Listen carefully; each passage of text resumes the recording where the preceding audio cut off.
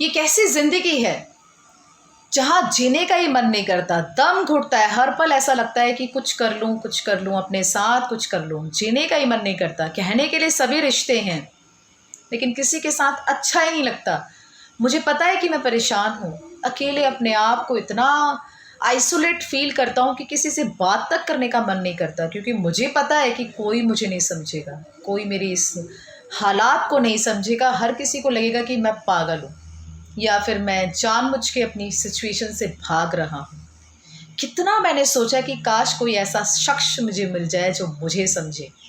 मुझे पता है कि मुझे सॉल्यूशन तो मिल जाएगा, लेकिन फिर भी मैं चाहता ही नहीं हूँ कि मुझे सॉल्यूशन मिले। यस, ये वो स्टेज होती है जहाँ इंसान अपने सॉल्यूशन से खुद भागता है। उसको पता है कि उसका हर काम हो सकता है, लेकिन वो हेल्प ही नहीं लेना चाहता है और अपने आप को एक कमरे में बंद कर लेता है और खुद से, सिर्फ खुद से उन विचारों के वशीभूत होकर बातें करने लगता है कि ऐसा मेरे साथ क्यों हो गया, मैं पहले कैसा था, अब कैसा हो गया, मेरा शरीर कैसा हो गया, मैं कितना कमज़ोर हो गया हूँ, मेरे हाथ पहले कैसे थे और अब कैसे दिख रहे हैं, मेरी स्किन कैसी हो गई है, मेरी आंखें कैसी हो गई हैं, कोई मुझे अटेंशन नहीं देता। हर किसी को लगता है कि मैं अब किसी भी लायक नहीं रहा, मैंने जीवन में कुछ नहीं किया। तो ये एक ऐसी बातें हैं जो इंसान उस समय सोचता है जब उसकी डिप्रेसिव स्टेट बहुत ज़्यादा सीवियर हो जाती है। यस, कहते हैं ना कि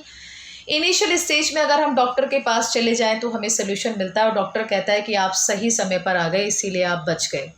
अगर आप थोड़ा सा भी देर लगाते, यानी कि और समय लगाते, तो मैं भी आपकी हेल्प नहीं कर सकता था, कुछ भी नहीं कर सकता था। इसीलिए कहते हैं कि अपने विचारों को एक्सप्रेस कीजिए, अपनी भावनाओं को एक्सप्रेस कीजिए। जहाँ आपको लगता है कि आपका सॉल्यूशन छुपा हुआ है या फिर कोई आपको सच में समझता है, आप उस इंसान से ज़रूर बात कीजिए।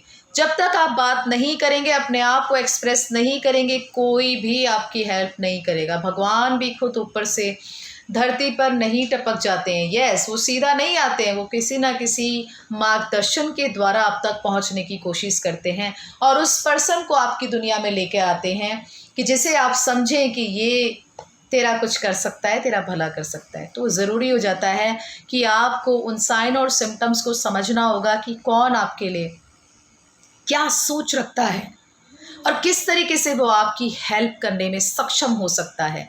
तो ज़रूरी है कि आपको अपनी उन बाउंड्रीज़ को क्रॉस करना होगा जो आपने खुद बनाई हैं, जिन्हें आप खुद सालों से बनाते हुए आए हैं। आप जब तक उन बाउंड्रीज़ को क्रॉस नहीं करेंगे, तब तक कोई आपकी हेल्प नहीं कर सकता।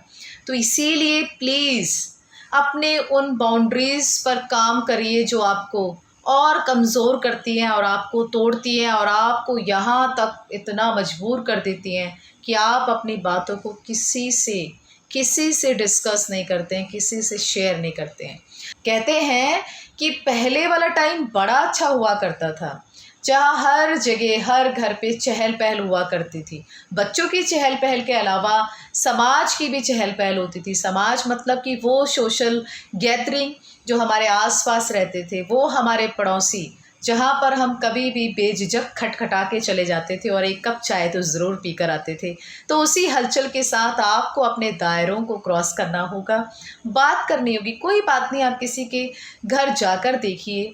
अगर आपको लगता है कि आपको कोई अटेंशन नहीं मिल रही है या फिर आपको चाय तक नहीं पूछी जा रही है, तो आप खुद से मांग लीजिए, कोई फ़र्क नहीं पड़ता। चाय के लिए कोई मना नहीं करता, पानी के लिए कोई मना नहीं करता। बैठिए, बात करिए, हो सकता है कि आपको कोई सॉल्यूशन मिले। ये मेरा एक ऐसा सुझाव है जो बस बहुत ज़रूरी हो गया है आप सभी को बताने के लिए, क्योंकि बहुत से लोग ना ईगो में आकर अपनी बाउंड्रीज़ को क्रॉस ही नहीं करते हैं और वो फंस जाते हैं। और जब वो इतना टूट जाते हैं कि जहाँ पे वो होपलेस फील करते हैं, तब कोई भी उनकी सहायता नहीं कर पाता है।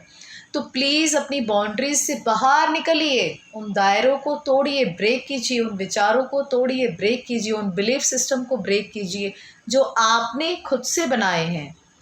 तोड़िए उनको और अपने लिए खुद से सॉल्यूशंस प्रोवाइड कराइए। हेल्प लीजिए, बात कीजिए। जितना बात करेंगे उतना ही आप अच्छा और रिलैक्स फील करेंगे। बिना किसी दवाइयों के ट्रीटमेंट अवेलेबल है। ट्रीटमेंट इन द सेंस कि हम कहते हैं साइकोलॉजिकल असेसमेंट अवेलेबल है। तो आप नियरेस्ट किसी काउंसलर से बात कीजिए, साइकोलॉजिस्ट से बात कीजिए, जुड़िए, अपनी परेशानियों को रखिए। और फिर अगर आपको लगता है कि सल्यूशन नहीं मिल रहा तो आपको हम साइकेट्रिस्ट की हेल्प ज़रूर लेनी पड़ जाती है, क्योंकि जल्दबाजी में आपको नुकसान ना हो और आपके लिए बेहतर जीवन की कामना करना ही हर किसी काउंसलर का प्रयास रहता है।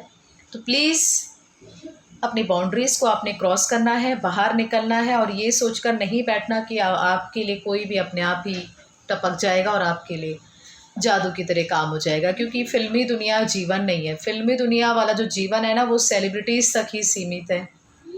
चाहे अंदर से वो लोग कितने परेशान हो, लेकिन जब उन्हें काम मिलता है तो वो ऑप्शन गंवाते नहीं हैं और उस काम को करते हैं। जी, बट हमारी लाइफ ऐसी नहीं है। हम जो साधारण इंसान है ना, हम लोगों को हर समय सीमा के अंतर्गत अपने दायरों को समझना पड़ता है, अपने कामों को समझना पड़ता है। तो इसीलिए आपको अपने आप को समझना है और जो आपको लगता है कि सॉल्यूशंस आपको प्रोवाइड करा सकता है, उससे आपको बात करनी चाहिए। Thank you so much. अगर आपको लगता है कि मैं आपकी हेल्प कर सकती हूँ तो आप स्क्रीन पे दिए गए नंबर पे आप मुझसे कांटेक्ट कर सकते हैं, बात कर सकते हैं, जुड़ सकते हैं। Please feel free to contact me. Thank you so much. नमस्कार।